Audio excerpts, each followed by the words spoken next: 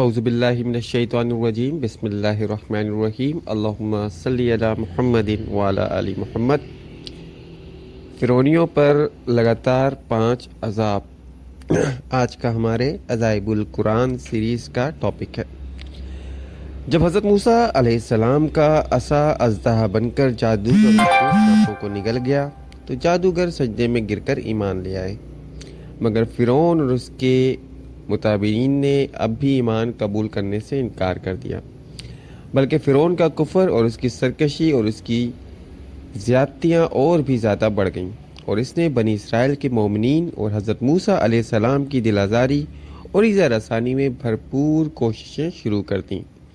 اور طرح طرح سے ستانا شروع کر دیا۔ فرعون کے مظالم سے تنگ آ کر حضرت موسیٰ علیہ السلام نے خداوند قدوس اللہ باری تعالیٰ کی دربار میں اس طرح دعا مانگی: اے میرے رب،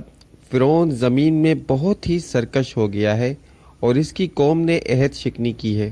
لہٰذا تو انہیں ایسے عذابوں میں گرفتار فرما لے جو ان کے لیے سزاوار ہو اور میری قوم اور بعد والوں کے لیے عبرت ہو۔ حضرت موسیٰ علیہ السلام کی دعا کے بعد اللہ تعالیٰ نے فرعونیوں پر لگاتار 5 عذابوں کو مسلط فرما دیا۔ پہلا عذاب یہ ایک طوفان کی شکل میں تھا۔ ایک ابر آیا اور ہر طرف اندھیرا چھا گیا، پھر انتہائی زوردار ہوا چلی اور بارش ہونے لگی، یہاں تک کہ طوفان آ گیا اور فرعونیوں کے گھروں میں پانی بھر گیا اور وہ اس میں کھڑے رہ گئے۔ پانی ان کی گردنوں تک آ گیا، ان میں سے جو بیٹھا وہ ڈوب کر ہلاک ہو گیا، نہ ہل سکتے تھے نہ کوئی کام کر سکتے تھے۔ ان کی کھیتیاں اور باغات طوفان کے دھارے میں برباد ہو گئے۔ سنیچر سے سنیچر تک مسلسل 7 روز تک وہ لوگ اسی مصیبت میں مبتلا رہے،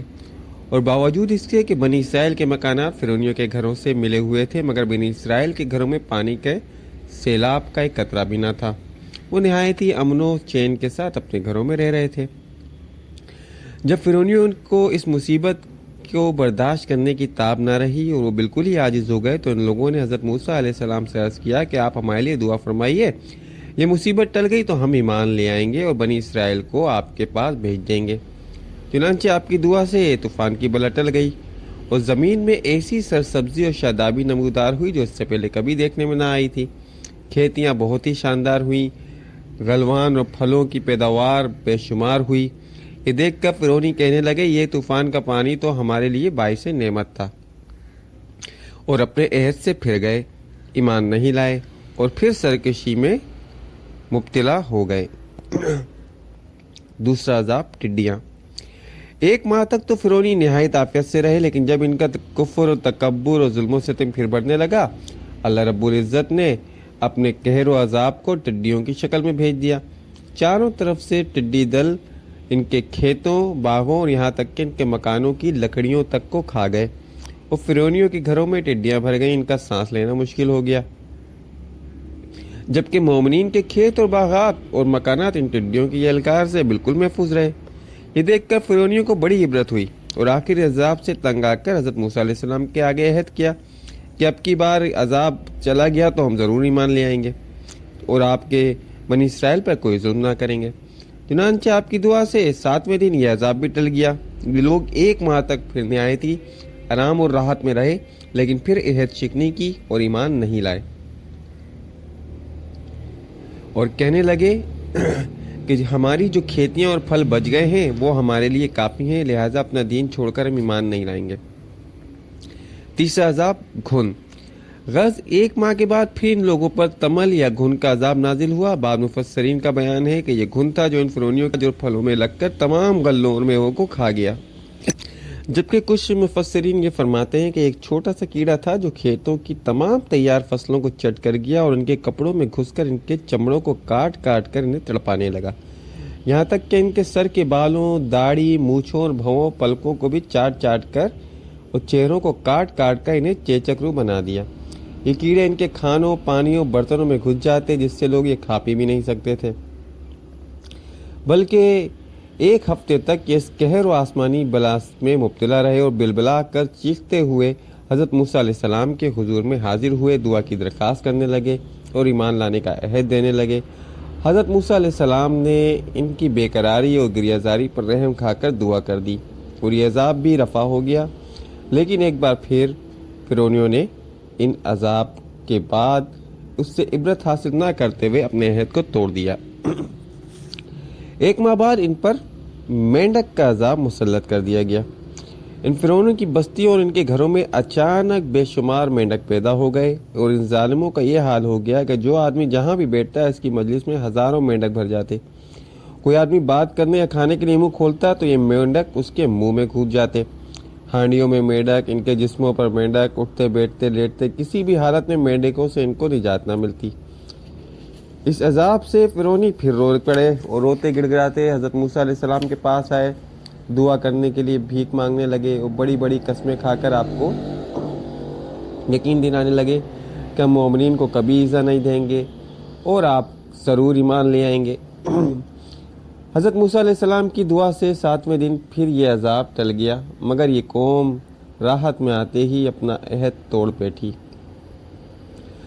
1 مہینے بعد یہ پھر ان پر ایک بار خون کا عذاب نافذ کر دیا گیا۔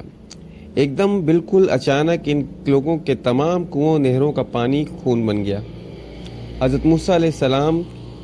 کی اس نبوت کی واضح نشانی کو دیکھتے ہوئے کہ مومنین پر اس کا ذرا بھی اثر نہیں، ان کے کھانے اور برتن بالکل محفوظ ہیں، ان کے کھانے میں پینے میں پانی ہوتا ہے، جبکہ فرعونیوں کے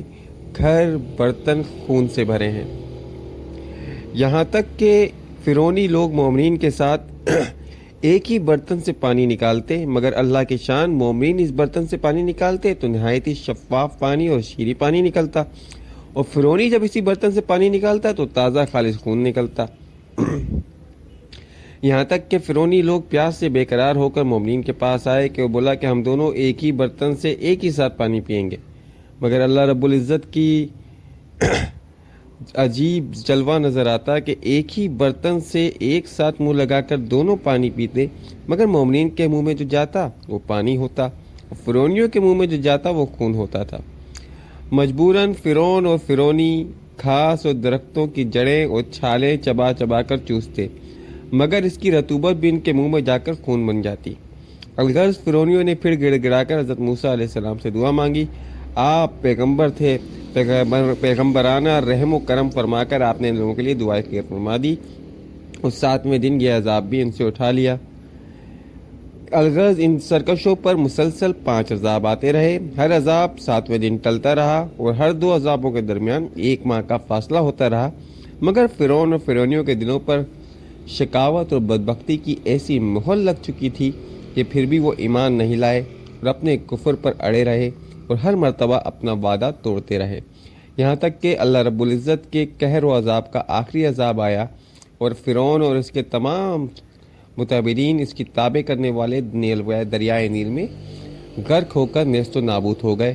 روئے زمین پر ان کی قبروں کا نشان بھی باقی نہیں۔ قرآن پاک میں اللہ رب العزت نے سورہ اعراف کے رکوع نمبر 6 میں ان عذابوں کا ذکر کیا۔ تو بھیجا ہم نے طوفان اور ٹڈی اور گھن اور مینڈک اور خون،